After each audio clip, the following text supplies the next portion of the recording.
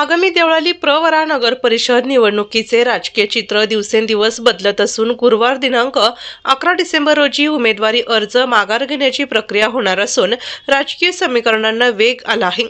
या पार्श्वभूमीवर वंचित बहुजन आघाडीचे नगराध्यक्ष पदाचे उमेदवार ॲडव्होकेट प्रसाद सांगळे हे आपला उमेदवारी अर्ज मागे घेणार असल्याची चर्चा राजकीय वर्तुळात जोर धरत आहे। ॲडव्होकेट सांगळे यांनी मोठ्या उत्साहात प्रचार नारळ फोडत निवडणूक प्रचाराचा शुभारंभ केला होता। तसेच विविध प्रभागांमध्ये भेट देत मतदारांशी संवाद साधण्यास सुरुवात केली होती। मात्र आता अचानक उमेदवारी मागे घेण्याच्या चर्चेमुळे मतदार व कार्यकर्त्यांमध्ये संभ्रम निर्माण झाला आहे।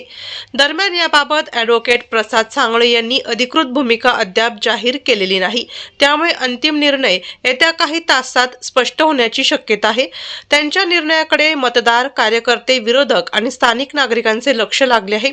देवळाली प्रवरा नगर परिषद निवडणूक पुढे सरकल्याने राजकीय समीकरणे बदलत असून कोणत्या पक्षाला याचा फायदा होणार याबाबत तर्कवितर्कांना उधाण आले आहेत।